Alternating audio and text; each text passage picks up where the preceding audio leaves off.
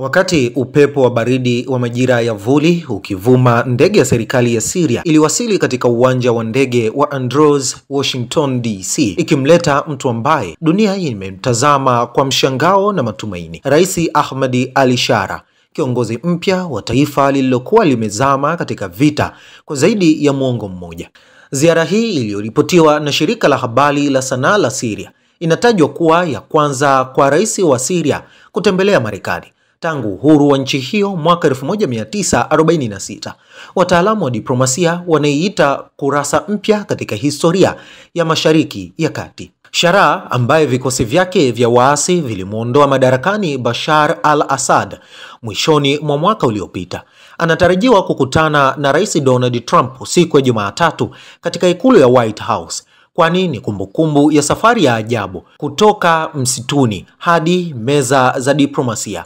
Mnamo Mei, Sharaa na Trump walikutana kwa mara ya kwanza mjini Riyadh katika ziara ya kikanda ya rais wa Marekani. Siku moja kabla ya kuwasili kwake, Washington ilitangaza rasmi kumtoa Sharaa kwenye orodha ya magaidi, uamuzi uliopokelewa kwa shauku katika miji kadhaa ya Syria, huku msemaji wa wizara ya mambo ya nje ya Marekani, Tom Pigott, alisema hatua hiyo ni utambuzi wa maendeleo yaliyofanywa na uongozi wa Syria baada ya kuporomoka kwa utawala wa Assad uliodumu zaidi ya miaka 50 ya ukandamizaji. Pigott aliongeza kuwa uamuzi huo unalenga kuimarisha usalama wa kikanda, uthabiti na mchakato wa kisiasa unaoongozwa na Wasiria wenyewe, huku kwa mujibu wa vyanzo vya kidiplomasia, Marekani inapanga kujenga kituo cha kijeshi karibu na Damascus kwa ajili ya uratibu wa misaada ya kibinadamu na ufuatiliaji wa mahusiano kati ya Syria na Israeli. Wakati huo huo, wizara ya mambo ya ndani ya Syria imeripoti operesheni 61 na kukamatwa kwa watu 71 katika kampeni ya kiusalama ya kuondoa vitisho vya IS, kwani mashambulizi hayo yalifanyika katika maeneo ya Aleppo,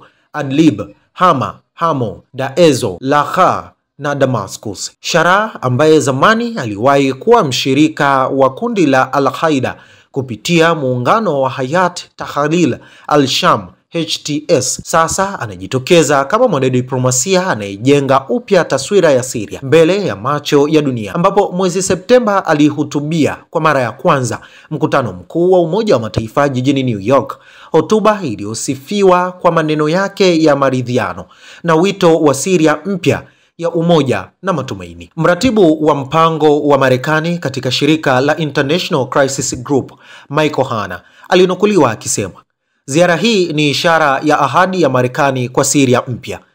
na ni hatua muhimu katika safari ya ajabu ya Sharaa kutoka kiongozi wa waasi hadi mwanadiplomasia wa kimataifa,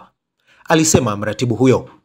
Miongoni mwa ajenda kuu za mazungumzo yake na Trump ni ufadhili wa ujenzi wa Syria, taifa lililoharibiwa vibaya na vita vya wenyewe kwa wenyewe, kwani kwa sasa Benki ya Dunia imetathmini gharama ya awali ya ujenzi wa nchi hiyo kuwa dola bilioni 216, mzigo mzito kwa taifa linaloanza upya. Katika hatua nyingine, mlango wa Mashariki umefunguliwa tena. Ndivyo wachambuzi wa siasa na kimataifa walivyotafsiri hatua ya ajabu iliyotangazwa Ijumaa jioni mjini London, pale ambapo serikali ya Uingereza ilipoondoa rasmi vikwazo vyake dhidi ya rais wa Syria Ahmad al-Sharaa, hatua inayokuja siku chache kabla ya mkutano wake uliopangwa kufanyika na rais wa Marekani Donald Trump katika ikulu ya White House. Tangazo hilo lilitolewa na ofisi ya utekelezaji wa vikwazo vya kifedha OFSI, ikisema kuwa al-Sharaa na waziri wa mambo ya ndani Anas Khattab wameondolewa kwenye orodha nyeusi na hawatazuiliwa tena kwa kufungiwa mali au biashara zao. Hatua hiyo inafuata uamuzi wa Baraza la Usalama la Umoja wa Mataifa lilipotishia azimio lililoandaliwa na Marekani kuondoa viongozi hao wawili kwenye orodha ya watu waliowekwa vikwazo kwa tuhuma za ugaidi. Ahmad al-Sharaa si jina geni katika historia ya vita vya Syria. Wengi wanamkumbuka kwa jina lake la kivita Abu Muhammad al-Julan, kiongozi wa zamani wa kundi la Hayat Tahrir al-Sham HTS Lakini baada ya miaka ya mapigano, mikataba ya ndani na mageuzi ya kisiasa yaliyotikisa Mashariki ya Kati, al-Sharaa alichukua hatua za uongozi kutoka kwa aliyekuwa rais wa muda mrefu Bashar al-Assad. Sasa kutoka katika kivuli cha uasi, al-Sharaa amegeuka kuwa sura mpya ya diplomasia ya Damascus, mtu anayeonekana kama daraja jipya kati ya Mashariki na Magharibi. Mwezi Mei, katika mkutano wa kihistoria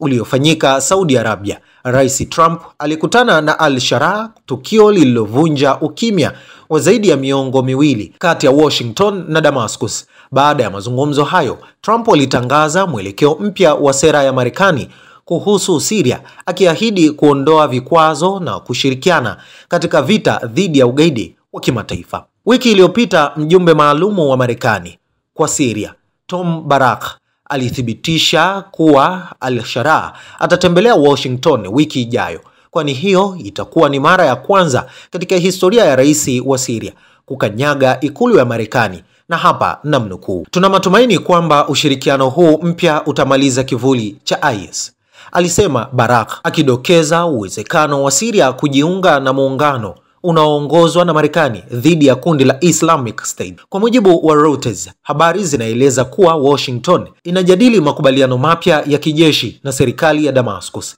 ikiwemo matumizi ya kituo cha anga cha kijeshi katika eneo la kusini mwa Syria, ambapo mkataba huo unadaiwa kuhusishwa na mpango wa kutengeneza ukanda usio wa kijeshi, demilitarized zone, unaoungwa mkono na Israeli. Kwa miaka kadhaa, Marekani imekuwa na kambi yenye utata kusini mashariki mwa Syria, eneo ambalo Urusi iliwahi kuliita kimbilio la magaidi. Lakini sasa, kwa mara ya kwanza, uwepo wa kijeshi wa Marekani unaweza kupata uhalali wa kisheria kutoka kwa serikali halali ya Damascus. Kwa wachambuzi, kuondolewa kwa vikwazo dhidi ya al-Sharaa ni zaidi ya hatua ya kisheria, ni ishara ya kurudi kwa Syria kwenye meza ya dunia. Nchi ambayo kwa muda mrefu ilikuwa imetengwa, sasa inakaribishwa tena katika ulingo wa diplomasia, ikiwa na sura mpya na historia iliyogeuzwa kuwa funzo.